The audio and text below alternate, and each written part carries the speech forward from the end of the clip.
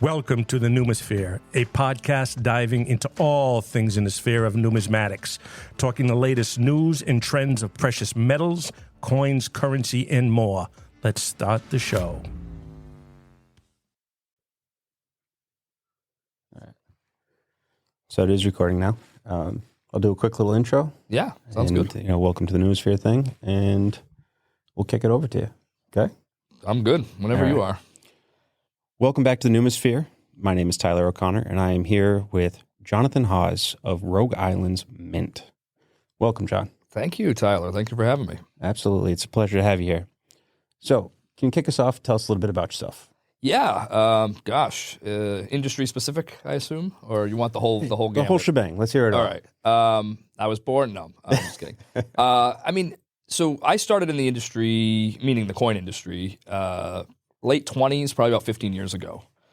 Very traditional. Kind of came up around it when I was a kid. My grandfather was into coins. My dad was into coins. They had collections and stuff, and I was always kind of like into it as an amateur collector. Mm-hmm. But it wasn't until my late 20s when I hated my job, which I think is not very uncommon. Very relatable. Working some dead-end jobs, wondering why I went to school for 4 years with that, that dead-end bachelor's degree and all that kind of stuff. I started buying and selling coins on the side as a way not only to make extra money, but to be into the hobby that I kind of had as a kid. And I realized that there was some money in it. And eventually that money started to be every bit as good as the money I was getting at that job I hated.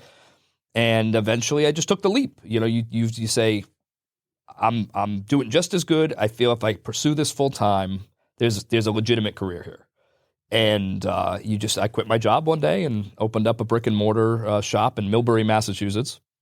That hasn't been there in over 12 years now, probably. But that was the start, yeah. And did that for a few years. Again, very traditional, old world numismatics, U.S. numismatics, paper currency, bullion, all the kind of stuff you'd see in a sure. coin shop. And 3 years in.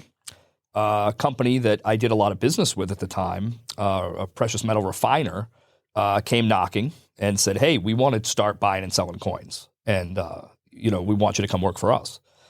And it was one of those decisions where it's like, well, you go into business for yourself, I think, to escape the corporate culture or to be your right. own, you're working for anybody else, the decision maker, right? Mm-hmm. And you'd get kind of spoiled by that in a lot of ways.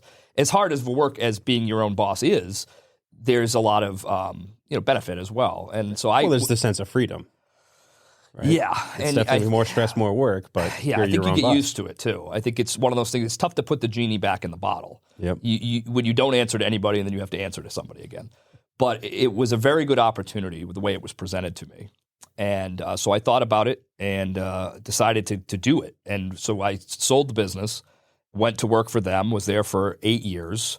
But during the course of that time, I saw the industry really shifting and changing. I mean, in the sense of there were more options out there. I mean, I was a very traditional, like I said, numismatic coin shop. Sure. And we didn't do a lot with modern material or brand new material, even on the bullion side. And we didn't carry, the latest kookaburras or the latest, South African Krugerrands or things like that. And so as I was growing the coin side with this new company, I realized, hey, there's a lot more out there, and there's a lot of things that are new to the market that people are kind of like, hey, they're interested. And some of it was very bullion based. It was very, spot plus, and like, look at all these different fancy things we can do to it now. It's not just another eagle, it's this or it's this, and customers would get excited about it. And then some of it started to progress into modern collectibles, and I kind of fell in love with that stuff over that time that I was there, and really shifted my focus. And that shift was around when? Like 2016, 17? Yeah, so I think it was the heaviest probably in 17, 18. I think that I kind of was learning about it in 2015, 2016. My first year there was 2014, and we were very traditional. We were trying to get it off the ground.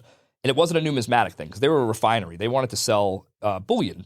Basically, right. They had the metal. Well, yeah. They had a customer base that was already doing refining, and those customers wanted to take back, product on their refining outturn. So, but it was something they weren't as familiar with, and they just wanted somebody that kind of knew that side of the business. So it started off very bullion oriented, but once we realized the customers had an appetite for other things, you immediately, you start to jump on those opportunities, because especially if your competitors aren't doing that same thing. So it was probably by 2018, 2019, right before COVID, those 2 years, is when we really started to get big into carrying a lot of like World Mint products that weren't just your basic bullion line. And then, by the time COVID hit, we were in the right business at the right time at that point, I think. And the rest is history. I mean, I shouldn't say the rest is history, but eventually, the allure of being the business owner, I could never get it out of my system. I never quite got it out of my system. And then, you combine that with some very fortuitous timing in terms of the company I was working for going through some changes. And it just was like, okay, I'm doing this again. I'm doing it. And so you made the leap again. Made the leap again. A little more forced this time. Okay. Yeah, there was the opportunity to do my own thing was always kind of hanging over my head, right? It was like, I've done it before. I know a lot more now than I knew before. You make all those rookie mistakes when you start a business for the first time, right? And I was like, okay, I got that out of my system. I also had 8 years to work for another company that let me, I wouldn't say be my own boss. That would be overstating it. But certainly they gave me a lot of leeway to grow that department without a lot of oversight. So it was kind of like a chance to grow and develop even further in the industry without having to worry about not having a safety net. Right. Yeah, the support was there to make those choices. Absolutely. And then, so it was always nagging in my head. It was always that little thought of like, man, I should do this again at some point. But when, my hand was forced a bit, but back in, would have been October of 21, the company was being sold, and there was other things going on. But and I was like, okay, this is it. This is the time. If I'm going to go back to doing it for myself, I'm getting older, right? And it's a lot of work. Oh yeah. And I said, I think I got at least one more in me to build it from scratch. I don't want to be doing that when I'm in my 50s. Like it's just because of the toll it takes. I mean, you're working, especially at first. I mean, when you're starting it up, 24/7. It's 24/7, and having done it, I knew what you had to put into it, and I just said, I think I'm at the right moment. I could do it one more time, and that's where Rogues Island Mint came from. It was born from that moment. So great. Well, I can tell you, we definitely appreciate Rogues. Well, thank you. Geez, I didn't expect to get buttered up. No. Well, hey, I got to keep you happy. That's fair. No, you guys are great. I appreciate you having me down. By the way, you really do take good care of me. Of course. We have to. Yeah.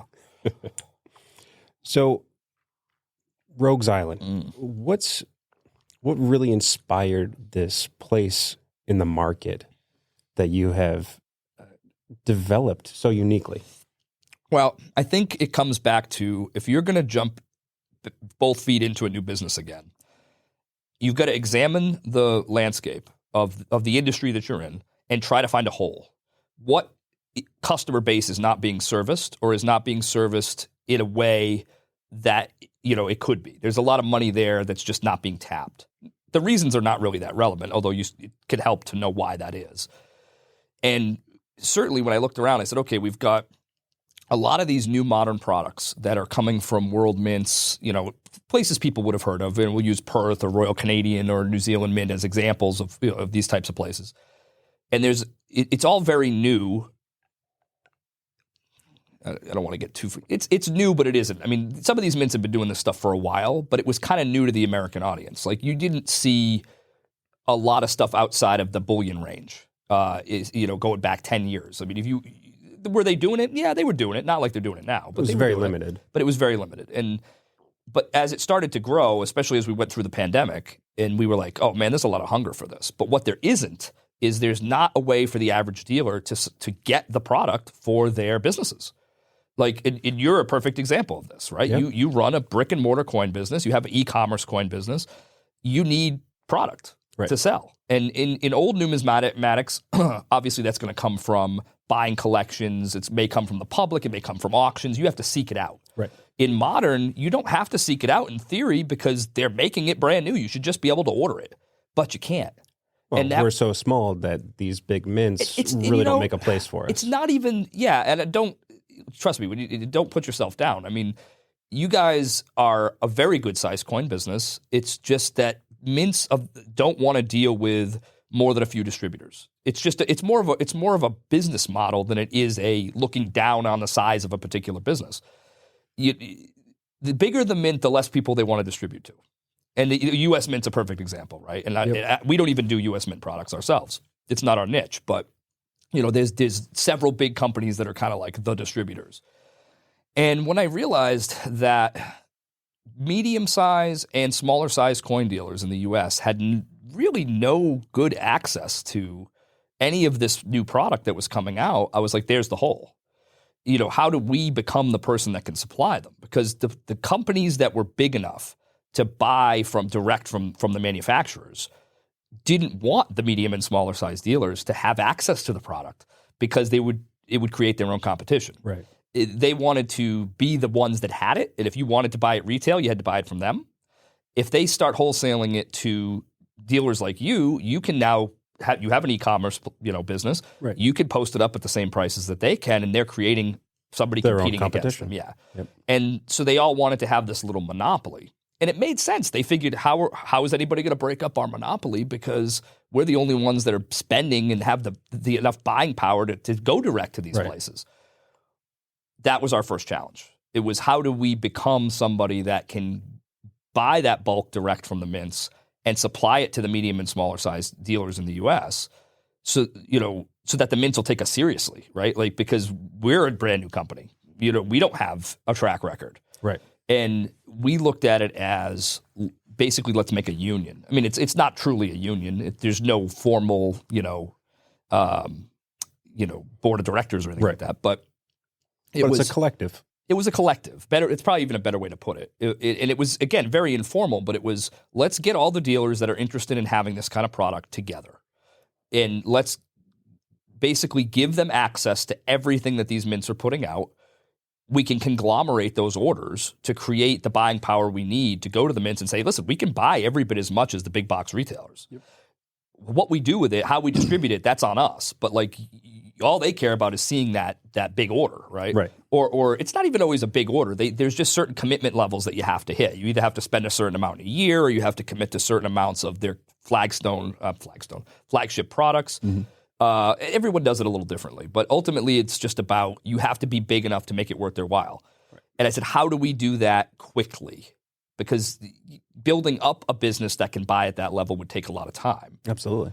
So we said, well, this is going to be a win-win. It's going to be a win for the medium and smaller size dealers that can't go direct, because now they'll have access to wholesale pricing, and it'll be a win for us because we can accelerate our buying power with them very quickly. And that's kind of how it paid off. I mean, 2.5 years later, we are distributing, as far as I know, for more mints than anybody in the U.S., period. I mean, it's over 50 world mints that we carry their lineup of products. And we're only able to do that because we have this collective of dealers. We just do wholesale only. I don't know if I didn't say that earlier, but we're just a wholesale distribution company. How many, we'll say, smaller dealers, medium dealers do you deal with on average? In North America right now, because we do a little bit of international, but North America right now, it's about 120 different companies that buy the product through us. And again, it's not to say that those companies are exclusively buy from us. It's not to say that some of them only buy a few things a year and other people buy a little of everything. But there's 120 dealers that get our distribution offers. And this is a funny story, honestly. I didn't know the answer to that exactly, because people sign up for accounts doesn't mean they're customers. They don't know, the customers go dormant, things change. But at the end of the year, we made sure that at the very least, everybody who bought at least one product from us in the year got a Christmas card. And so when I was talking to one of my employees, I said, I need you to go through and look at anybody who made at least one purchase and tell me how many Christmas cards I got to order. Because we had, cards made or whatever. Yeah. And she said, it's 122 or whatever. And I said, oh, okay. So now I know exactly how many active accounts there are, that at least bought something in 2023. But and then we have a handful of international accounts too. Although that's a trickier. Other than Canada, I mean, North America is easy, but obviously when you're dealing with world mints, it's a lot easier for them to try to find a source in those areas, Europe or Asia or whatever. But to get things U.S. side and then distribute out again is a challenge. Yeah, we primarily, it's more for like exclusive products, things that they can't get over there that we have. Then it becomes a little more valuable to them. And that's something we've certainly, that was phase 2. I mean, when you're first getting started, the last thing you're going to do is start developing products from scratch that you have to put a lot of cash flow into. Yep. But once you build that base of dealers and you've got product flowing in and out, the next best thing you could do is have product that you can't get anywhere else. It's a double-edged sword of your dealers that your customers, I call them my dealers, but they have access now to a product that even the big competition doesn't have, which is an advantage for them. Absolutely. And from our perspective, it creates an opportunity to grow that customer base, because if there are dealers out there who aren't dealing with us, who want that product, they have to come to us now. Right, because that's it's the ours. incentive. That's the incentive. So it's kind of like a good way to reward our customer base with stuff that you won't see getting plastered all over, wherever. And at the same time, drive traffic. So it's... Yep. And it's not just these large national sovereign mints or any of these big ones. Not at all. When you distribute products for garage mints. Absolutely. I mean, absolutely. In fact, the it's one line of my... is phenomenal. It's one of my favorite things to do. On one end of the spectrum, you have like Royal Canadian and Perth, these mega world mints that have been around for 100 years, And on the other end, you have literally guys that started in their garage doing... with either doing hand pours, doing, buying a small press, buying a whatever, but they have good ideas. Right. And they have good quality, and, obviously we wait for them to be a little bit established. Well, they have to have the ability to produce enough bingo. Consistently to be able to provide that quality to your buyers. Huge factor. Yep. That's the first thing we ask when guys come to us asking us to distribute their products is, what's your capacity? Because when we put out a product to the whole group of dealers, there's a chance that we're going to sell a lot. I mean, you never know for sure how something's going to resonate till you get it out there. But if it does sell a lot, do they have the capacity to fill those orders in a timely manner? Right. That's a huge thing. Some guys, and that has definitely slowed things in the past. I can tell to my experience, there might be product that comes out and says, okay, we expect it February, but they couldn't just quite keep up enough, so it gets pushed a few weeks. Yeah. And unfortunately, delays are kind of commonplace across the whole industry. Right. I mean, it's expected. Yeah, even with the big mints. But the last thing you want is to overload a guy that's not ready. If a guy makes a quality product and he has some good ideas, that's step one. But if you hit him with a 400-piece order that's going to take him 4 months to fill, and he's drowning, you're not helping him. Like, you know what I mean, in a way. Yeah. So we usually let them get through the growing pains before we start offering any of their products.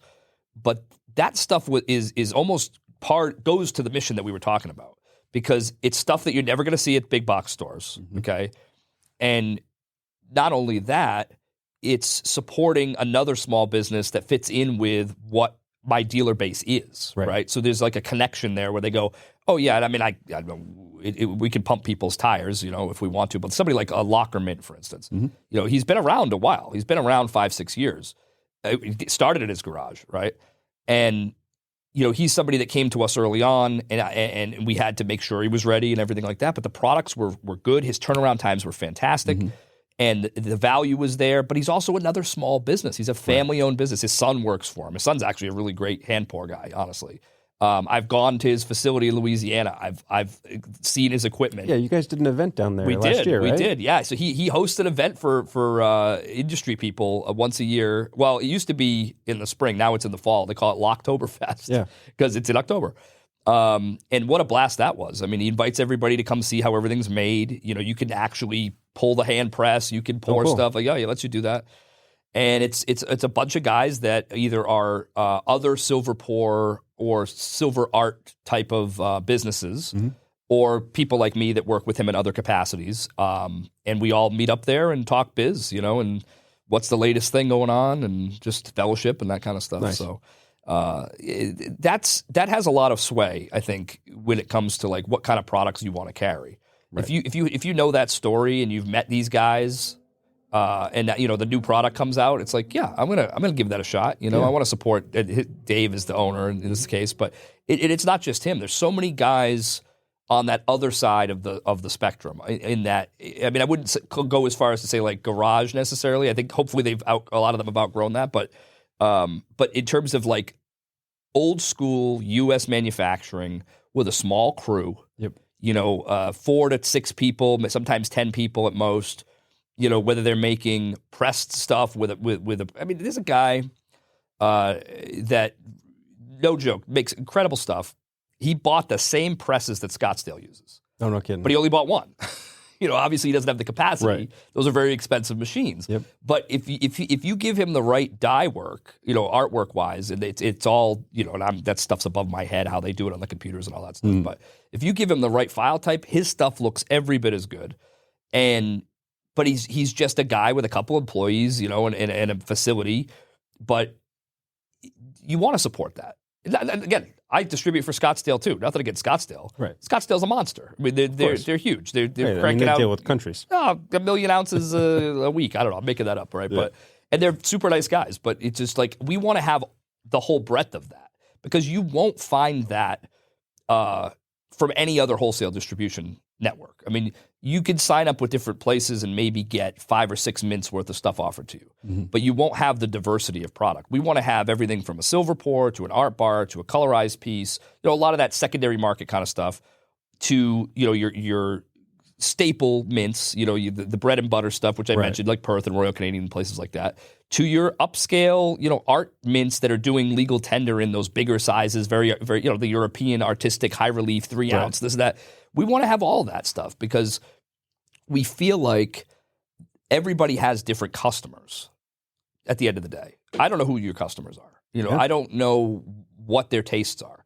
If I can give you access to everything, not only can you fill what your customers like, but you have the opportunity to grow new avenues in your own market. And develop those new customers. Yeah, because you now have stuff available that maybe either you never thought of or didn't know existed or whatever the case might be. Or you could be the only one in the area carrying that. That too. Yep. That too. I think our biggest benefit, is to a lot of the true, I call them brick and mortar or show circuit type guys, because you can have unique stuff in your store, in your case, that your competitors in the room aren't going to have. Absolutely. And even, it's so funny too, because like I'll go to a few shows where we're the supplier for a couple of the people there, right?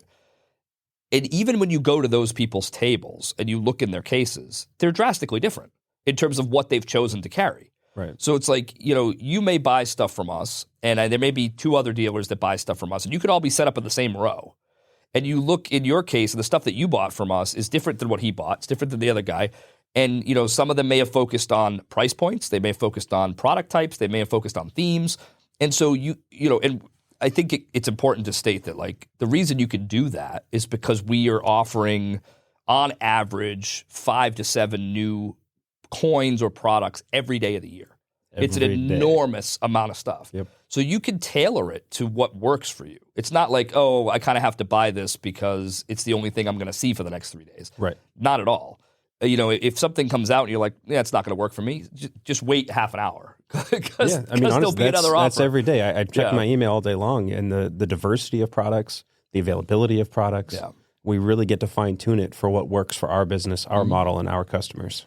And that's why we need a big dealer base, because in order to make any particular product successful and to get bulk orders, the average product is only bought by 10 to 20 dealers out of 120. Mm-hmm. But it's a different 10 to 20 dealers on each product. Right. So that's what you need to make this whole system work. We're just here to marry 2 people that don't want to work together, basically. The mints don't want to deal with hundreds of smaller guys that they have to do the legwork on. And a lot of dealers don't want to deal with mints, especially overseas. There's a lot of complexity to that. Yeah, it's a headache. It's a headache. There's currency conversions. Trust me, there's customs. Don't even get me involved in all that stuff. There's delays. They want money up front. A lot of dealers don't, hey, listen, we're in a cash flow business. Right. And that's a turnoff. Yeah, you have to pay for it months in advance. In some cases, yeah. And then when it gets delayed, how mad are you then, right? And then you get hit with a customs bill you weren't expecting because somebody declared it wrong. And, that's my job. My job is to streamline that so that you never have to deal with that part of it. Right. And the mints don't have to deal with hundreds of dealers, which they don't have the logistical capacity to do. So we marry the two together. That was the hole in the market that we saw. And that's a really, really long way of answering that question. I mean, it makes sense, though, because there was nothing there before. And, I mean, obviously, as dealers, we had the opportunity to get it with some of these nationals that do the bullion stuff. Yeah. Oh, yeah. Which are great, and they have their purpose. But that, in today's market, where the average buyer has kind of shifted to that 35 to 50-year-old, and we were touching a little bit earlier on this, is that it's not necessarily about buying Eagles or Britannias or the basic bullion anymore, is that you're trying to tap into nostalgia. Yeah. And having that connection to get to the mints that have the licenses to do that type of stuff, whether that's Star Wars, Disney, or the likes, that's a new opportunity and a new market that really didn't exist as much before. And it's such a different mentality from the buyer. So this is great. I'm glad you're called Numisphere, by the way. Here's why. I think there's a lot of different wedges in the Numisphere. Absolutely. And obviously, the biggest wedges are traditional numismatics, exonumia, currency, those types of things. And then bullion is a big wedge. And substantial. True bullion buyers are more concerned about the investment than about the specific theme of the product necessarily. Their goal is to buy metals at a reasonable price that leaves them not a lot of premium to where they can sell it potentially when the price goes up. Even if they're holding long term, they want to be able to have the lowest costs over the price of the metal, lowest premiums they can get. That's a traditional stacking mentality. Right. Or they even want to just keep the cost average. Physical metal investor. The stuff that we sell, and just to be clear, we really don't deal in bullion. I mean, we deal in some what we call premium bullion, which is one-off type coins or licensed type coins that are still priced based on the spot. I mean, they're still spot plus or whatever, but they tend to be quite a bit higher than a government round, or certainly than a like a Buffalo round or something like that. So what's interesting is that the mentality behind that collector, a lot of people think, it's certainly nostalgia. It's certainly what's tugging at them, emotionally when they see it. But it's also, they don't want to lose money either. I mean, anybody who's buying this type of product wants to think that they're making a good investment. Right. And the hope is that over time, those collectibles will grow in value. This is the best analogy I can use, and I truly believe this. Traditional numismatics is like investing in traditional stocks. Modern collectibles is like crypto. Okay. There's much, much bigger swings, much more volatility, but you can also, hit home runs much quicker or potentially buy a dud much more easily, right? I was just going to say, there's a lot of those duds. Absolutely. So, and I could go into a million examples, but literally in a given month, there could be 3, 4, 5 coins that are so hot right out of the mint press, the day they're made, that they're over allocated, right? Meaning the mint gets way more demand than the amount of mintage there is. Right. They, at that point, obviously, they cut back the orders from distributors like myself who are saying, hey, I need 500. And they're saying, well, I can't give you 500. I can give you 300. I can give you 250 because we got so much demand. Right. We get those. We have more demand from our dealer base than what we can fill. So you guys get allocated. And it kind of trickles downstream that way. But the interesting thing is some of that product sells for 2, 4, 5, 6 times the retail within 1 to 3 months, like that crazy of a spike. Right. And it's not a fake number where you can't liquidate it. You can easily liquidate it at those prices, either as a dealer who has one in stock or as a customer who bought one, either by, just going back to your dealer or going, putting it on eBay or doing whatever. The money's real. And what I like about that, like I said, it's almost like it is a very crypto analogy there, right? Where there's a lot of very, spiky things. If you get good at picking the right things as a retail buyer, you can do something you can't do in regular numismatics. This is not to put down regular numismatics. That regular numismatics have held value for hundreds of years. Right. Even before the U.S. existed, there was coin collectors in Europe and Asia that were buying medieval. It's the hobby coins. of kings. Yeah, ancient Been that coins, way forever. whatever. So that is a tried and true way to put your money in something that's going to maintain or increase in value over time. But it's more like the stock market. It's a slower crawl, right? And with the modern collectible, if the right thing resonates with a certain customer base, it all has a very limited mintage. Unlike a Morgan where, they okay, so what I was going to say is, you buy a nice rare Morgan, a certain grade, something you're looking for. That's a great way to hold value. And of course, you're assuming that 10, 20, 30 years down the road, that's going to have increased in value. And if you look back, they almost always do, right? You Generally. can go back at any old numismatic coin far enough and you see the auction records and you see a steady increase other than some, down market blips. But over the long term, it's usually a very safe investment. Coins themselves also have cycles, right? Correct. So as that inventory is accessible, you do have a supply and demand aspect to it. Right. But generally, over time, they perform. But if you can get good at picking the right modern numismatic piece, the returns are crazy. And again, it's more of a Wild West than than old numismatics is. But you're basically constrained by these limited mintages. That's what drives the whole thing. Right. What I was going to say about a Morgan is they were made in the millions. Now, obviously, things have been melted over time, and there's different conditional factors and all these other things. But a new modern collectible, and this is something I know that your brother TJ had mentioned something about a floating coin. He had asked me about it before we got on the air. And the reason I'm bringing that up is that's a perfect example of this. There's a coin that was made by the Mint of Poland very recently, and it's a UFO. But the UFO actually floats. It actually hovers with nothing under it because they built magnets into it. And the box, they built the opposite magnets into it. And if you put it over the box, it So the coin is essentially levitating. The coin levitates. Yep. And it's 7 ounces of silver. It's big. And they had it on display at the Berlin show in February, and everybody went crazy over it. But the mintage of that piece, I want to say, was 500. It's very, very limited. Now, it's expensive because it's 7 ounces, And that's a very unique manufacturing. Very Plus unique. The base, the housing, and everything and it's else. a 3-dimensional object, too. Right. It's flat on the bottom where they can stamp the effigy and so on, but it's still a pretty 3-dimensional object. So what's interesting is, of course, they got flooded with orders after the Berlin trade show, and to the point where 10 times the mintage was requested. And I remember our wholesale pricing was somewhere around $725. I want to say was the cost we were charging dealers. Now, what the dealers were selling it for, I don't. Originally, before it got extremely hot, I don't know what. I'm assuming a normal margin markup, somewhere between $900 and $1,000 was probably the retail. If you try to find one of those now, and they haven't even, by the way, they haven't even come out yet. Right. They haven't even been shipped to the U.S. yet. This was just a pre-sale. The prices are already 50% over what that retail cost was. And by the time they're live, that's when you see the real spike. Right. When the product hits the stores and it's already all accounted for. It's not like most of your dealers aren't going to have any for sale because they've already pre-sold the product. So now the demand is this high, but the supply is super low. And you're going to see people probably paying $2,000 and $2,500 to get one of these if they can find one. Right. Because out of the 500, how many made it out of Europe? How many were shipped to Asia, Australia? Different coin collecting's big everywhere. So out of the 500, how many came to the U.S.? Half if we're lucky.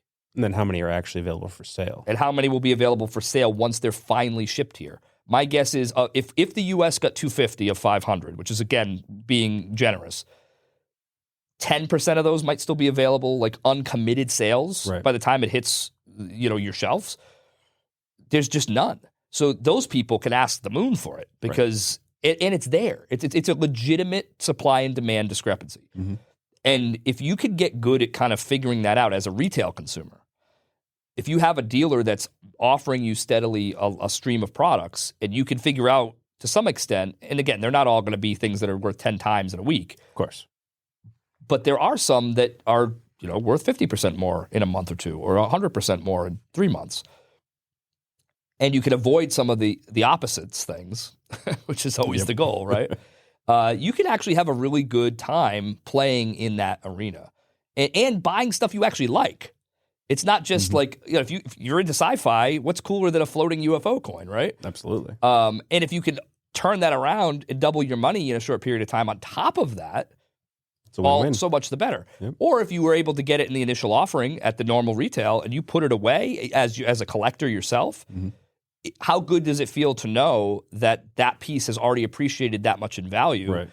and you're not waiting 20 years to see that, in your bottom line, Right.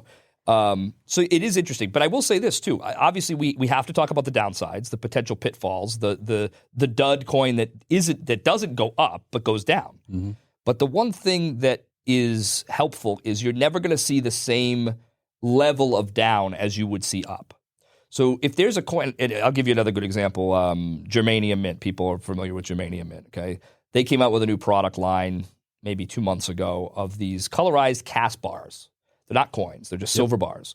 Beautiful artwork, well packaged, but a very basic thing at the end of the day. Right.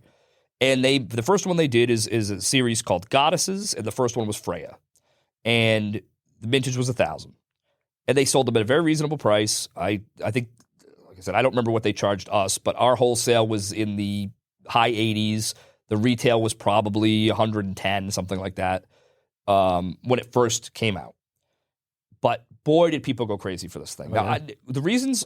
that went right into allocation, didn't it? Oh, it went to allocation, absolutely.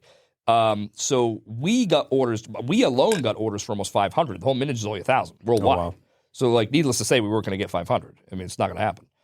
But what was interesting about that is when they finally were live, you could jump on any secondary market, whether it's, obviously eBay's the big one, but look at, just secondary markets like Whatnot or, wherever, where people are selling new products, very consistently selling at $400. That's not, you can look that up. You could go on eBay today. I encourage anybody to do it.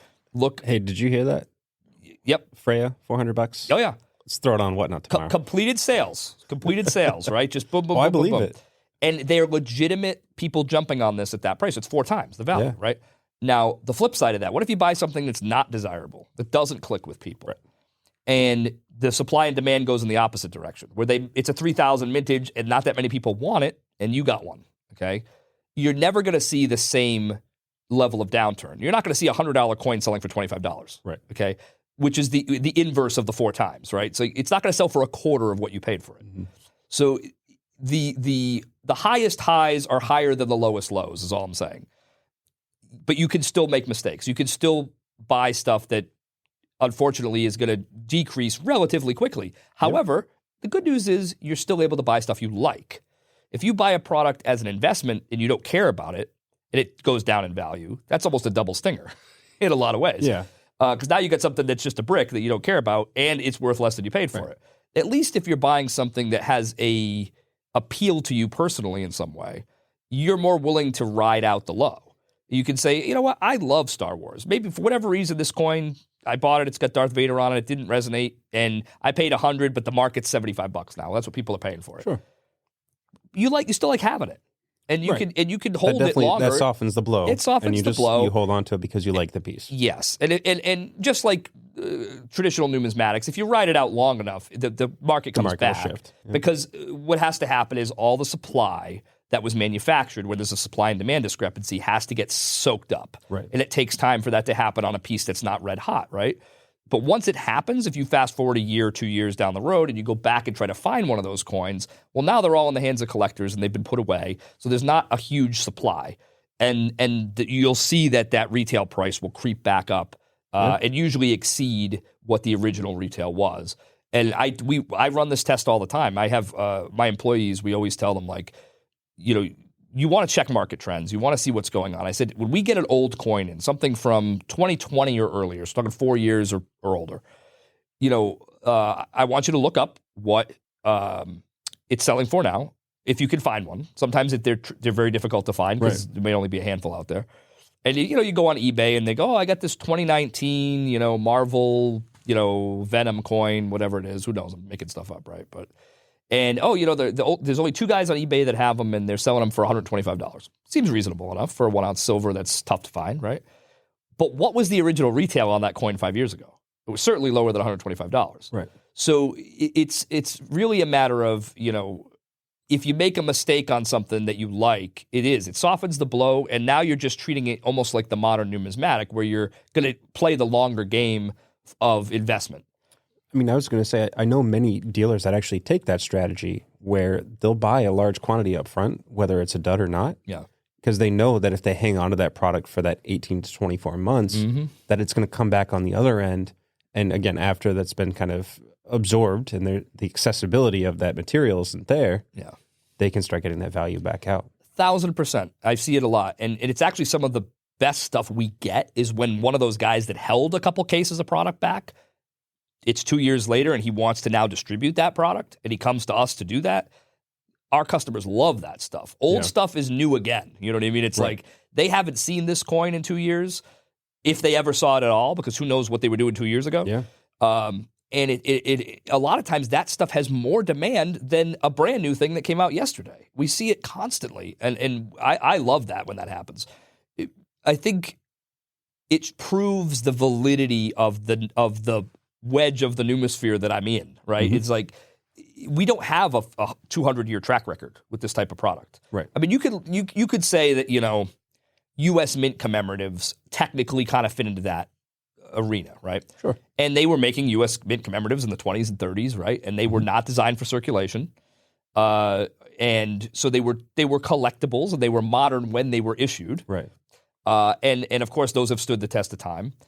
But that's the idea, but on just a massive scale, with new technologies being instituted all the time. Sure. Things to dress them up and make them something you haven't seen before, right? Instead of just another stamped piece of silver, which listen, if it's the right design, it's still awesome We've been having licensed products issued, huge. I mean, 2000s, 90s, Disney's doing it back in the 80s. So that type of stuff's been around. Yeah. But the way in which they can do it today is just unseen.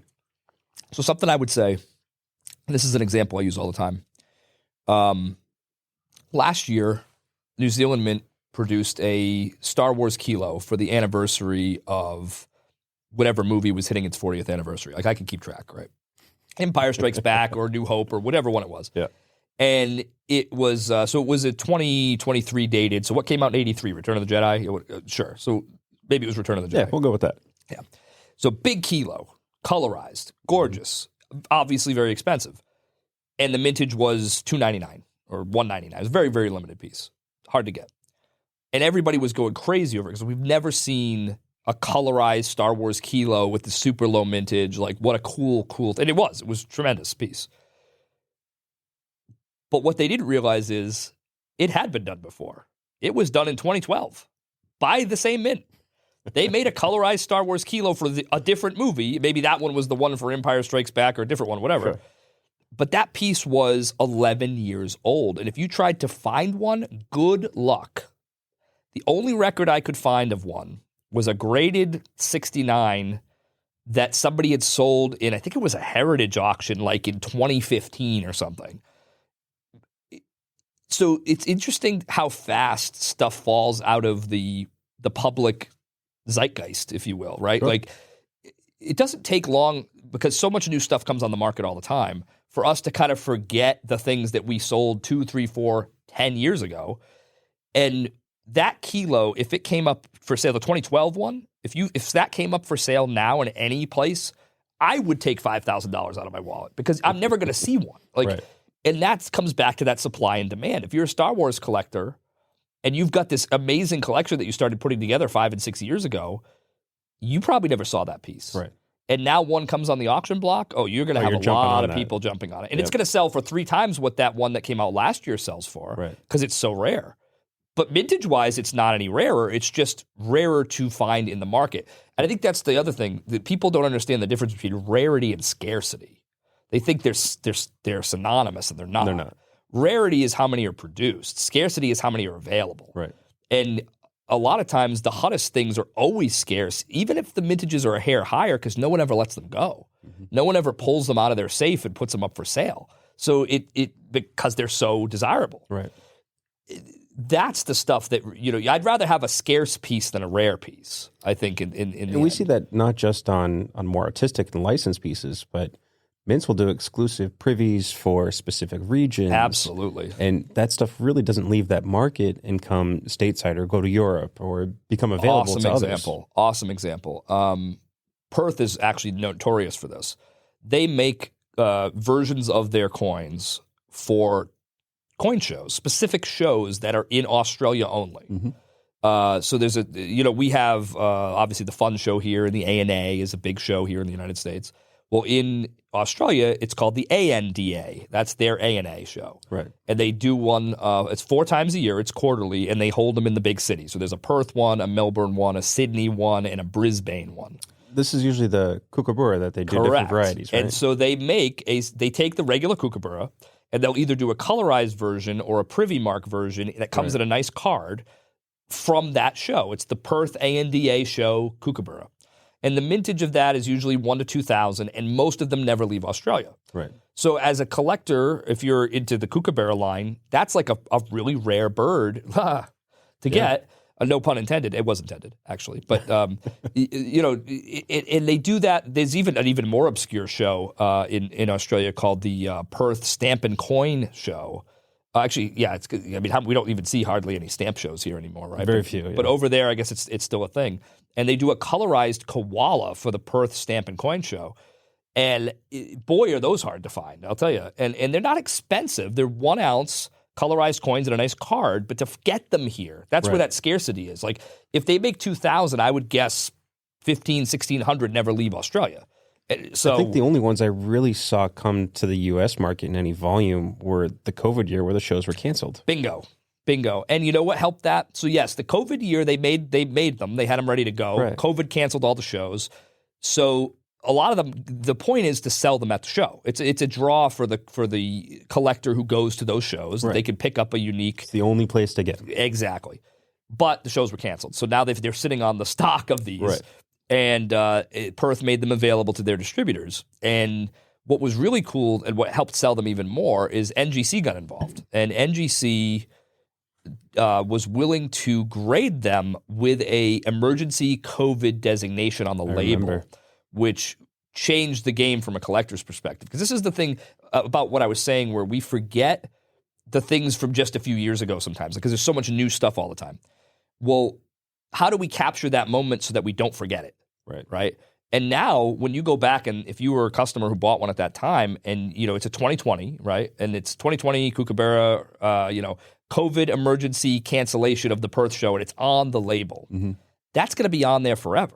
20 years from now, they're going to know the reason that this coin exists in its form that it's in is because of a very special event that, I shouldn't say special. I mean, COVID was awful, obviously, but, a very unique set of circumstances that led to it in its form. It adds such an additional premium over the previous years. Like if you could buy a 2015 ANDA kookaburra in a slab in a 70, and you're going to pay a decent amount for it. But those COVID emergency labels were just so high. I think I still have the set of 4. Yeah, it's a set of 4. Yeah, it's a set of 4. I have that tucked back somewhere. Now this year, God bless them, they're still doing the Privy Mark Kooks, but they're also, because it's the Year of the Dragon, 2024. Okay. That is, Perth's known for lunars, right? Everyone knows. They make the lunar series. They're on series 3. It's always a popular thing. But the dragon is the most popular.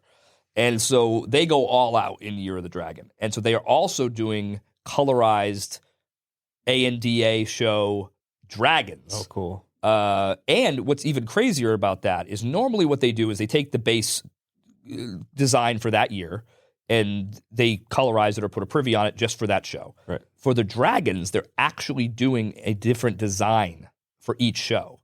So they're actually minting totally different coins for each ANDA show and colorizing them. Oh, nice. All dragon motifs. And they'll still distribute them in the card as well? They still come in the card. Nice. And there's the Perth one was yellow. It was a yellow dragon. The next show was a blue dragon. There's going to be a purple and I believe a pink. And those haven't come out yet. The yellow one came out, but the other ones haven't come out yet.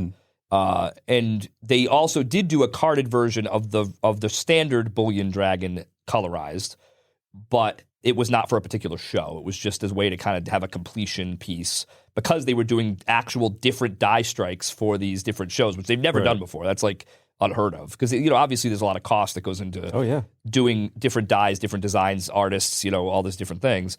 So to only make 1,000 or 2,000 of a coin for them is kind of like, but for the Year of the Dragon, they wanted to do something special. And it's, the dragon's been hot everywhere. I think at the beginning of the year, Canada did that red carded release with the dragon on it. Yep. We got a small batch in, and I think we were one of the first out online. Instantly gone.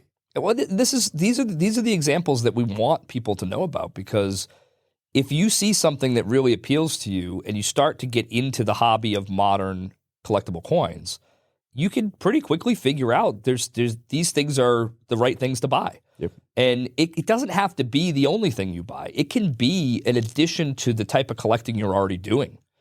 If you're a traditional numismatic collector, if you're somebody who buys bullion as a hedge against inflation, or somebody who wants to just speculate on metals markets or whatever the case might be, this could be a great add-on to what you're already doing, because it's a very different market. Right. They're not tied together. Silver goes down, your collectible doesn't go down. If silver goes from 25 to 20, your UFO that floats hasn't changed in value. Right. If anything, it may have gone up depending on demand. So they're very separate markets. And we all know you want to diversify, in any investment line. And I think those are three ways to diversify. If you buy traditional, old numismatics with history, with track record, that's a different market than metals. Buying metals is obviously a different market. Right. And then you have the modern collectible coin, which is different in its own way. It's never... I think it's kind of a melding of all of those, right? So generally a numismatic collector is getting into a specific item because they appreciate it. They like the history, the story. I would say the majority aren't at investment level numismatics, right? Yes. So you take that aspect of, I really appreciate this piece, and you pair it with the fact that it's still a commodity and you have a tangible asset with it, that's that bridge of how that bullion collector and stacker becomes numismatic collector or collecting coins in some form. Well, and I also think the other bridge is, in what makes the old world coins the most valuable? What's the single thing? It's condition.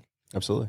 Conditional rarity trumps general rarity in a lot of ways. Like, you could have a common date Morgan in what we would call, unk, loose, not graded, just unks. And there's kind of a, set buy price out there. Everyone knows what those are worth. Right. But if you have that same common date Morgan in an MS-67 holder, it's a different game. Totally different game. I mean, you're talking 10 to 100 times the value, depending on the date and everything that goes into it. And so there's conditional rarity there. In modern collectibles, they flip it around. Obviously, there's no conditional rarity because the stuff was all made yesterday. I mean, they should all be coming out. They should all be, you can send a batch of any new, as long as it'll fit in a slab, which a floating UFO won't. But I don't know. NGC might come up with one. They'll figure out a way to do it if they can. Trust me, they'll call it a fancy mega magnetic slab or something. Who knows? But if you can get it in a slab and it's modern, and you send out a batch, you're always going to get 69s and 70s, and it should be predominantly 70s if it's a good mint that can strike well. So there's no conditional scarcity from that perspective, but there's mintage rarity, which you don't see on the old world stuff. Again, Morgans were made in the millions and millions and millions, and I'm just picking on Morgans because they're the most common collected coin. So there, it's they made a lot of them, but the condition can determine value because it's tough to find them in good condition. On the modern collectible side, the condition is always good, but it's tough to find them because there just weren't many made, right? Yep. So that's where the melding comes from. And if you put those two things together in your collection, you've hedged yourself on both sides. You've got conditional rarity items that, you've created the supply and demand discrepancy by having one that's tough to find in that condition. And on the other side, you've created it by having something they just didn't make a heck of a lot of, but is popular. And then you've got the bullion in the middle. Now that is, I always look at that as a completely different animal, because I think the reason that people buy physical metals, when we're talking about generic, is totally different than why people buy world coins, old U.S. coins, or modern collectibles. Sure. It's so much more logic driven than emotionally driven.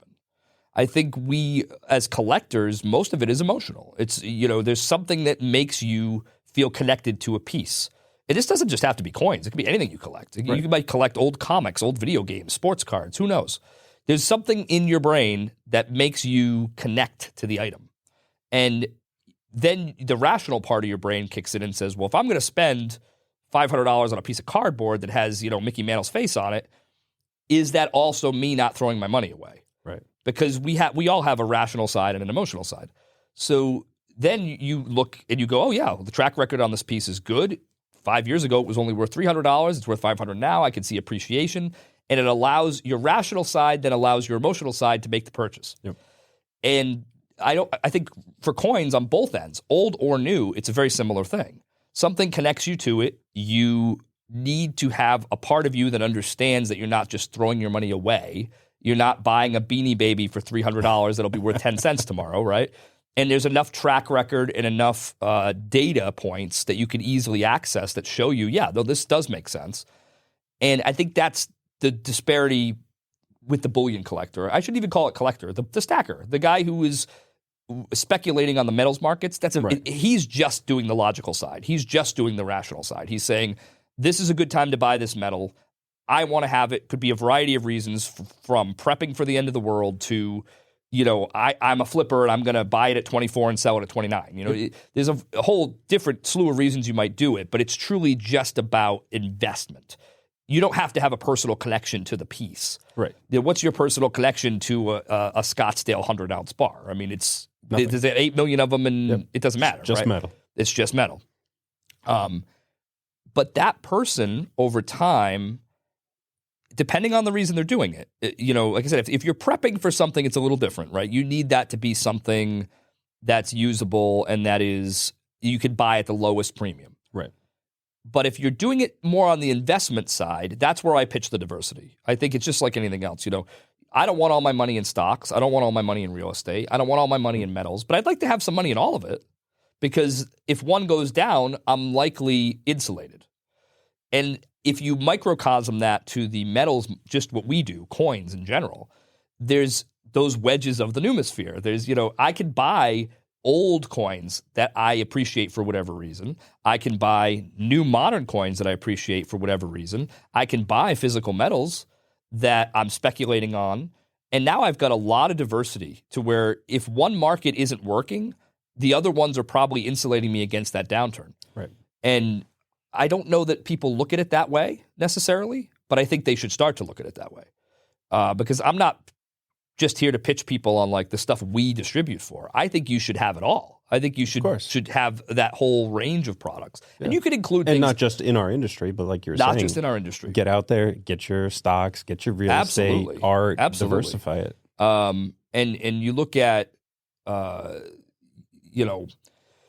the other little niche parts of our industry, paper currency, exonumia, metals, tokens, things like that. Mm-hmm. All of those things have their place. And generally, if you're a collector, there's going to be some part of each of those that you connect with for whatever reason.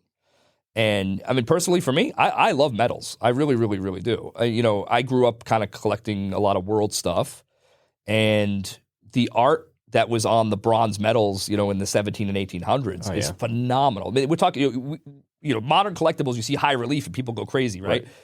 Oh, they were all high relief. I mean, that was what the whole thing was. They just weren't coins. They weren't legal tender pieces of money. But the ability, I mean, even look at some of the U.S. stuff, the Columbian Expo stuff from 1893 that's big bronzes that are just beautiful, beautiful pieces. Art Deco stuff, you go way back, 1700s with France and Germany and the different metal makers. I happen to really love that stuff. If that's something that connects with you, it's no different than any other market. You can, look at the appreciation over time. You can find things that connect to you that if you buy them now, you should be, 10, 20, 30 years down the line, your estate, your children, whoever ends up with that product is going to be in a better place. But you still got to own something that connected to you in some way. And that's just that whole diversity. And the metal, paper money markets don't run congruent with old world U.S. markets. Separate. Totally separate. We've seen the paper market spike at times when U.S. coins were stagnating. Yeah. So we're just coming off another one of those spikes. It's softening a little bit right now, but it was huge the last couple of years. Yeah. So it's just having a piece of all those different things is in my mind, the best way to go about collecting, because collecting should be personal, but you should be able to find things in each of those arenas that connects to you. Right. And still holds value. Yeah, absolutely. Absolutely. So. All right. So took a little break there. Yes, yes. Well, listen, we've been going a while. Yeah, we're pushing an hour here. It's great. It's a great conversation. I'm a notorious, But it's always much appreciated because you do have a great deal of insight, experience, and it's always a great conversation with you. Thank you. Same goes for you. I know we've had some times at your house that went to the wee hours. Bottle or two deep. Yeah. Yeah. Well, that's the secret. See, I am known for being a bit of a talker. There's no doubt about it. In fact, my name is Haws, and when I was a kid, everyone called me Jaws because I was always flapping my mouth. But that might have to stick now. Jabberjaws Haws. I'm not going to lie to you. That was a childhood nickname. And it has stuck because I'm still saying it now. But that's your secret, get me going. It's like, he likes to talk, but let's lube him up a little. But no, I get the job done. It's always a blast, and not only I enjoy your company. We have a great group of guys that in the community here in the New England area. We go to the shows and we socialize, and it's more it's work, but it's not just work. I think it's more of a community. It's a community. Right? We're all out to make money, hopefully support each other, and do it in a respectful and more of almost like a brotherhood type way with a mutual respect. If you think you can make it in this business alone, you will not. No, it's a relationship. Absolutely, it's a relationship business, not just with your competitors, with your suppliers, with your customers. Like you have to, and it's not about being Mr. Social, Mr. Friendly. It's just you have to be the type of person people will want to work with. Right. And that's kind of where we come from. I mean, the running gag is that like we have 120 odd dealers in North America that we sell to. Well, a lot of them are competitors. A lot of them are going head to head all the time, And quite often. And the question that I always get is, how do you manage that? And it's like, we will work with anybody. My job is not to get in between businesses that are competing in a healthy business way. Right. My job is to distribute products to anybody that needs them. So we're kind of like separate ourselves outside the sphere. Somebody's like, well, you're a dealer. I'm not a dealer. We don't sell retail. We don't deal with the public. We're just a distributor. Yep. Yeah, just a wholesale distributor. So we can kind of like just step back from that a little bit and say, these guys all are competing for parts of the market, competing with each other, but we're going to supply all of them. Because and you're doing it at the same price point. Oh, yeah. So there's no favoritism at all. Right? No, not at all. You get what you get. Here's the price. You guys do what you want on the other end. You know what? I'm sure some of my biggest customers are going to watch this, and the first thing they're going to do is nod and go, yeah, we've been complaining about that for years. Because, of course, listen, your best customers always want a deal, and I don't blame them. They deserve it in a lot of ways. Sure. We try to take care of them in other ways. You should see the Christmas gift package they get at the end of the year. We always try to make them know they're appreciated, but we do want everybody on the same playing field because the market is so sensitive. Right. And the margins have to be in a certain place for everybody to make money. It doesn't take much to throw the balance off. It doesn't take much. Right. Well, that's why you have to bring in the fairness. You have to. Right? You have to, yeah. Here we are. That's it. That's the price. It's for everybody. People ask me, how do things get allocated? Like, how do you decide who gets what, right? And, if you read any of our offers, there's a throwaway line about, if the demand outweighs the supply, the allocations will be based on order size. And that's just, that's a nice disclaimer. 90% of the items don't get allocated. We're able to fill orders, no problem. But for those hot items, the things we were talking about, whether it's a UFO or a cast bar from Germania or whatever it is, how do I decide who gets what? Is it truly based on order size? And what does that even mean, right? And maybe the retail customer doesn't care. They just want to know if they can get the thing. Sure. But it's important because pre-sales are so predominant in our industry. And as a retail customer, you are often offered coins well before the coin is here. Right, months in advance. And you're making a commitment to your dealer of choice and saying, yes, please, I want one of those. And you want to know that dealer is going to be able to get that coin for you. So how do allocations actually come to fruition? How do they work? And for us, it's so important to be impartial because we know that those customers need to have faith in the system, because if they don't, they're not going to order the next thing or the next thing or the next thing. Yep. And is it just order size? No, but certainly that's a factor, right? It's if one guy needs 25 and another guy needs 5, well, when the allocation rolls around, if everybody is only going to get 60% of what they ordered, the guy that ordered 25 might get, I don't know, my math skills are terrible, 15. I don't know, what's 60% of 25? Somewhere around there. And the guy that ordered 5 will get 3. And that's a fair system. It's we got 60% of what we ordered, so everyone's going to get 60% of what they ordered. But mathematically, that system only goes to a certain degree, because what about all the people that only ordered 1? You can't divide 1. So what do you do then? Cutting up pieces for everybody. Yeah, so what we basically do is, like, we want any dealer that orders 1 or more to at least get 1. Like, we hate to say to somebody, you aren't getting any of this. You got cut from the 1. From the 1, right. So generally, if you order 1, you'll get at least 1 of anything that it is. Now, in 2.5 years, there might be 2 or 3 things that was an exception to it. It was because we drastically underestimated what we would get. It was, and I could think of a particular coin that this happened to recently. There was a Batman coin, and it was 300 mintage. Mm-hmm. It was nothing that blew my mind, so I didn't expect it to. I knew there was a chance of allocation with a mintage that low, but I didn't think it would be, insane. Well, we got, a fair amount of orders. I want to say 40 to 50. It was expensive. It was a 3-ounce coin, I want to say. They gave me 4. Now, when you have more than 4 customers that order the coin, you can't give everybody 1. Right. It's just not possible, right? So that's the worst email to write, is just like, hey, listen, they gave me 4 coins, and... But you guys have always done a great job about making it clear on every piece you put out that this might happen. Yeah. Because you don't know, and you can't control what you receive. True. And the other thing we try to do is we try to hunt around secondary sources to fill orders. I would rather fill an order for my customer at a very minimal or even break-even profit to help them fulfill what they need for their customers, because I know there are pre-sales involved. And so, this happened recently. That yellow dragon I was talking about from Perth. Yep. That was the first ANDA show dragon that they put out this year. Perth, again, very tough to get them out of Australia. It's 2,000 mintage. They allocated us 150, which is a lot. I was very pleased with it, but we're also one of the only wholesale Perth distributors in the U.S.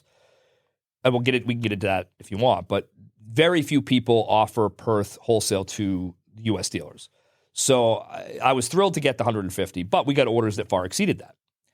Well, what am I going to do? Well, sometimes there's nothing you can do, but sometimes there is. So there's a company that we deal with in the Netherlands that is a wholesaler as well. And I reached out and said, hey, get any of these yellow dragons? And they said, well, not a lot, but we're getting some of them, whatever. Well, I was able to secure another 50.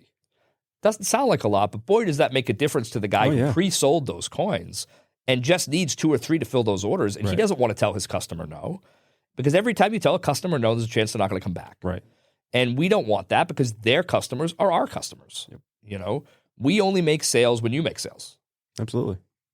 You stop selling, who's buying it from us? We don't sell to the public. We don't have any access. Right. So whatever we can do to help you grow, and believe me, I paid a lot more for that batch of dragons from the Netherlands, and I did not change the price to the dealers. I did not up it because I had to pay more somewhere else. It was just a matter of we need to fill as many orders as we can. Mm-hmm. And unfortunately, sometimes that's not as easy as that, but sometimes you can do it. That's the risk, right? That is the risk. Yeah. But we try to be fair with allocations. We try to be always fair with pricing. We do, obviously, like anybody else, we offer some bulk discounts. If you order a certain amount, you're going to get a couple dollars off. But that is public. That is part of the offer. Everyone knows what the terms are. Everyone knows what the expected turnaround times are. Everyone knows what in some cases, an embargo is on a product or things like that nature. So if all the dealers are on that playing field, then it's just, hey, have at it. And everyone's got different venues and mediums in which they sell. Mm-hmm. Like I said, we've seen everything. We have everybody from TV sales to brick and mortar to shows to e-commerce to Facebook pages, lives and everything else. And I'm hearing about new mediums every day that I didn't know existed. Right. People are telling me I'm selling stuff on Drip. I don't even know what Drip is. Yeah. It's like a new version of Whatnot. Oh, okay. Yeah. People are telling me they're selling on eBay Lives. I said, "Oh, eBay's doing lives now." I've been seeing TikTok lives with stuff that I know only came from you. Okay, I'm So sure you're that's everywhere. true. I'm sure that's true. So we certainly have dealers that use, Of course. every medium. Yep. I honestly don't know sometimes where these guys sell what. I am not super tech savvy. I mean, once it leaves your warehouse, it is what it is. It is what it is. But we're on Facebook, we're on Instagram. But like, I don't know what. I didn't even know people sold stuff on TikTok. Oh, yeah. I know I have one guy that has a big YouTube following. I didn't know that was a thing that people. I mean, I know what it is, but I didn't know people were selling products on there. Yeah. Whatnot I'm a little more familiar with because it's kind of a format that, is a little more live, traditional type thing. But when I heard eBay was doing lives, that was something I had not They have heard to keep up with Whatnot. There you go. They're not going to give away that market share. Right. You know? And they're striving to keep it. They're getting through some struggles, but they're pretty good. You should check them out. Yeah, listen, wherever my customers can move product, I'm thrilled. I mean, listen, customers have things they're comfortable with when it comes to purchasing avenues, right? Some people are very comfortable with eBay, right? They've been buying on eBay for years. It's guaranteed. They're not worried about, They're not protected. absolutely. Yep. And other people are much more comfortable dealing with people face to face. You know, coming into a shop, going to a show. There's a peace of mind there that you know who you're dealing with, and you're holding the product. You know what you're getting. You know, there's no mystery to it. And everyone's different. You know, some people are comfortable with TV sales and all sorts of other these things I've never heard of. Like I've never bought anything on Drip. I barely have heard of Drip, but people tell me it's a thing. You know, but if there's customers in that venue, someone needs to go reach them. Right. It's another market. It's another market because it's not usually as much overlap as people think there is. It's true. The proof with that is I was once talking to a guy who runs some of the TV sales networks down in the Southeast. Okay. And it's regional. You know, they're doing it's the Carolinas, Georgia, North Florida, and they buy TV time and they do these coin sales shows or whatever. And he was telling me that they track all their demographics, you know, down to a T, age, you know, male or female, what area of the country they're from, all that kind of stuff. And he said what was really interesting, because it's not the only place that they sell their products, was that the TV buyer really fit a very specific demographic. And he said that when they sell on their e-commerce site, because they would take whatever they didn't sell on the TV show and they'd post it on their e-commerce site, the demographics were completely different. You know, the skewing of male to female, the skewing of age, all of it was different. He said, it's not the same customer. It's the same product, but it's not the same customer. Right. People tend to think, well, okay, the person who wants to buy this type of coin is one type of person. It's not. Nope. It's the format in which it is sold is very specific to demographic. Right. You know, people who are comfortable, like I said, going to shows and going to coin shops, there might be a reason for it. They might have grown up with that. That's where their comfort zone is. Yep. But the millennial generation or even younger, you know, the convenience of the phone. No problem with apps. They'll buy something on Drip. Whereas a coin collector, I don't want to stereotype age, but say, you know, your average 55 to 65-year-old coin collector it would say, I'm not giving this Drip company my money. I've never heard of these guys, right? Like, and who would blame them? So it's just very different perspectives. You want to get that product in front of all those different groups. It's not about the product. The millennial, you know, 30. I don't even know how old a millennial is now. They're probably older than I think. I think they're like mid-30s to okay. So whatever, Gen whatever, right? Gen Z. How old are they? But you know, that customer might buy the same coin that the retired, you know, firefighter who's 67 might buy. It's the same item, right? But they're not going to buy it in the same venue. I think the easiest way to look at that is just the access to the customer. Yeah. Same product, same places, but how do you access them? Mm-hmm. Because there are so many ways that didn't exist previously.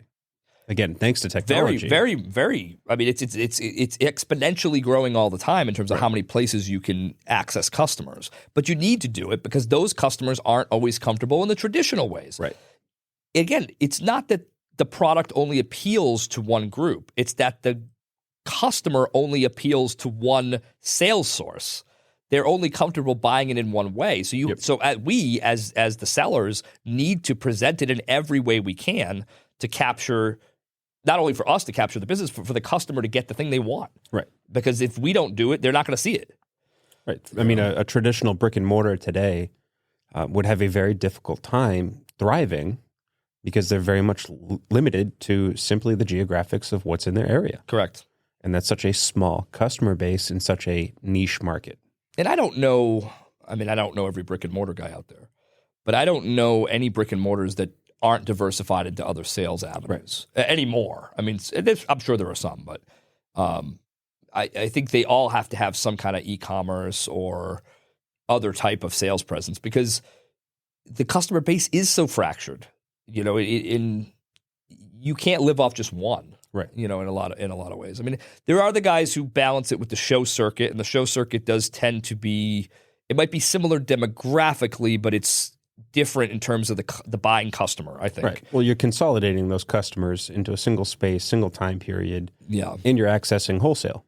Yes. So that's a massive part for dealers is being able to turn their inventory, increase that cash flow with other dealers. Yeah, I think the dealer-to-dealer business is strongly encouraged in the coin show venue. Yeah.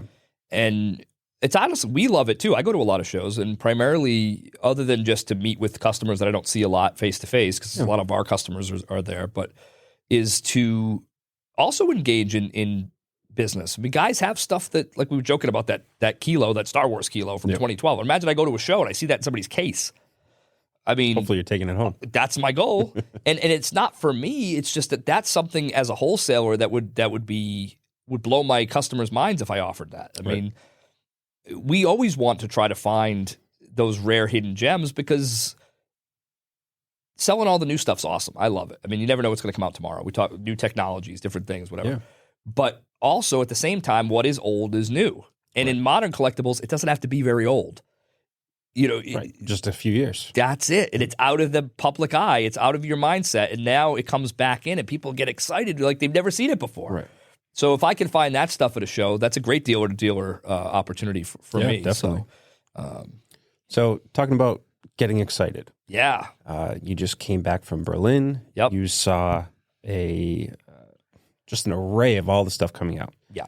What did you see that most excited you about what we can expect to come? Okay, so I should say my German's still awful. I know you were going to ask me that next. But the good news is they don't require me to speak it. But you go to the Berlin show. It's unlike any show that you'd see in North America, and probably a lot of the world, to be honest. But the modern collectible product is so heavily represented there, more so than you would see in a U.S. show. That's where you're going to see mints touting their latest stuff. They're the things that are months away. They might still be in development, R&D, things like that. And we talked about the UFO earlier. That was on display there. It didn't go on sale for another couple weeks after that, but you know they're showing these types of things off. So I think the biggest trend that's coming, not so much from a technical perspective, because there's all sorts of fun technologies. Aside from floating coins. I mean, we all know there's glow-in-the-dark coins and holographic coins and shaped coins and colorized coins. And these are all things that have, they get better over time in terms of the technology. A lot of times improves as time goes on, but it's still the same idea. What you're seeing now that's going to be a huge trend is the shift from how we used to sell coins to how they sell other types of collectibles. Trading cards, comics, all these other things that also boomed during the COVID, era. Yep. They're sold and marketed in a very different way. Why aren't modern collectible coins doing the things that they do? Well, now they are starting to do that. And we're already seeing it with, these mystery pack type of ideas. Yep. What do you think of sports cards? I mean, what do you think? You open a pack and you don't know what you're going to get. You Absolutely. Get a rare variant, or you get this holographic version, or you get whatever, limited numbered one. And that's the chase. That's the fun. Right. Well, we didn't have that in the coin industry up until this year, the last 12 months. With Ultra Breaks. Ultra Breaks, Vault Box was another one that did that. And I think that's just the tip of the iceberg. Now mints are doing it. We've seen New Zealand do it with the Star Wars and Marvel trading cards. Yeah, those went really well. Exactly. Another example of stuff that was worth 3-4 times within a very short amount of time. But because it's a concept that had been used for 10 and 15 and 20 years in the other collectible industries, but we never employed it. they're figuring that out now, because I think they're figuring out that the target customer for modern collectible coins isn't just coin people. Because it is an emotional draw. You're trying to get somebody who likes Star Wars and collects Star Wars merchandise. They may have toys, they may have comics, they may have Star Wars cards, they may have original screenplays sitting around. I don't, Right. They're posters, crossing through all these different types of products, and coins fits right in with that. They're not limited by the type of product that it is. They're limited by the fact that they want Star Wars stuff. Right. Well, the coin community lacked that type of marketing. We didn't bring the coins to them. We tried to market it just to coin people. Right. And I think that, thank God that's evolving, and that the companies are realizing that the target customer isn't just a coin collector. It can be a coin collector, but it doesn't have to be just a coin collector. Well, then how do you draw in somebody who's not a coin collector? Well, you do the things they're used to. Right. You do the type, the same things that drew them to those other collectibles. Exactly, the type of merchandising that they are seeing all the time. Right. And again, we're seeing it with sports cards first, but it won't be the last. We're seeing the grading scales change, right? We were seeing NGC come out with NGCX, which was designed to be the same grading scale they use on sports cards and comics, because they knew that customer was not going to understand a 70-point grading scale. Right. So these are all the things that we're just starting to see, but I think that's the trend that you're going to see mints do. I mean, this is something I definitely can't talk about, but I won't use any names. This just happened today. This is exclusive right here. There's a very large mint. It's not New Zealand. I can't say who it is because it's all confidential, embargoed, whatever. Another mint that is going to release a very popular product that they've already made in the past that's extremely popular in 5 different versions in a mystery pack with differing rarities per version. Okay. Now, I can't say anything about it, but I'll give you a parallel example that isn't true. So let's say, since we've brought it up before, we'll talk about the Perth Lunar Dragon. Now, imagine that Perth, they made those great different carded ones, like we said, for specific shows, and they made some other rare versions for different things. But imagine that they made 5 different versions of that coin, meaning colorized, holographic, maybe one that was made of gold, more expensive, whatever. And they took those 5 versions, and one had a mintage of 5,000, and one had a mintage of 2,500, one was 1,000, one was 500, and one was 250. Extremely rare. And they mixed those all into a mystery pack, but from the mint, not from a secondary source. This isn't Vault Box or Ultra Breaks. This is mint direct. And that is the only way you can get that particular coin. And it's legit. And again, Perth is not doing this, and it is not a Lunar Dragon. I'm just saying as an example. Sure. And, you want to chase those rarer ones. You're going to buy multiple packs in theory, right?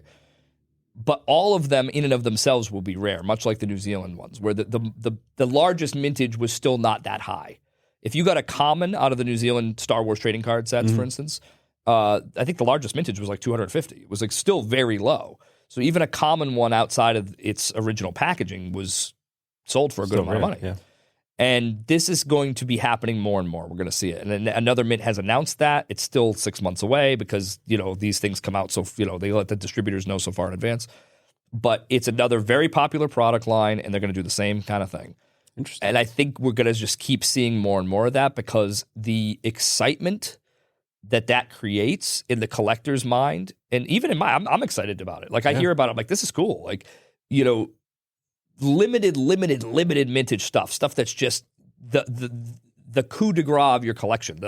We always joke that a collector mentality is it's kind of a crude saying actually, but it's a big swinging D contest at the end of the day, right? Like, you want your collection to be just better than that next guy's collection. Absolutely. And you're proud of it, right? Yep. It took you time to put it together. It took you money to put it together.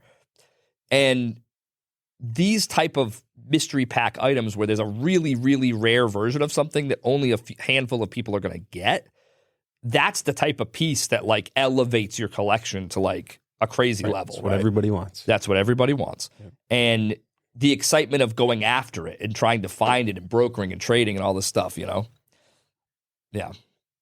So, I mean, That's the trend I'm seeing from mints. That yes, we've got some great technologies. They're always improving the technologies. There's some cool stuff always coming down the pike. But that's the thing I think we're going to see the most of is these type of the way you see other collectibles. You're going to start to see coins marketed in the same way. Yeah. Okay. Yeah, that's exciting. It is exciting. It is exciting. I'm excited to try it myself and see how it works out.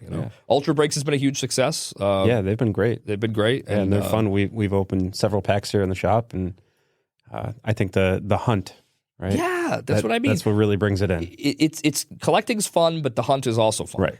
And so we need more of that in our business. Well, it sounds like we got some more coming, which is fantastic. We definitely do. Yeah. So with that. Although you are wholesale, you definitely still have a bit of a social media presence. Yes. So how could our viewers find you? Yeah, so we are on Facebook and Instagram, and it's at Rogues Island Mint. Very, very easy. And what we use that for is to basically we publish a lot of photos of the type of things that we carry, just as like a awareness of the type of stuff that's out there. Yep.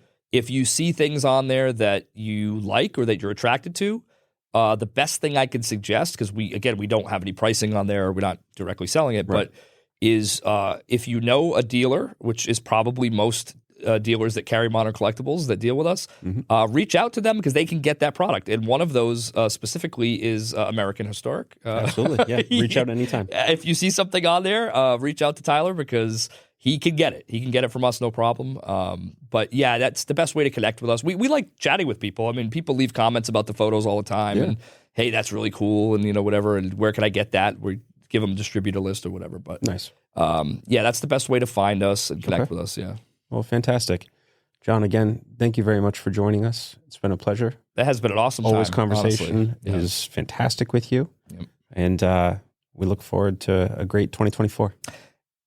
It's going to be good. It's going to be good. Thank you for listening to the Numisphere Podcast.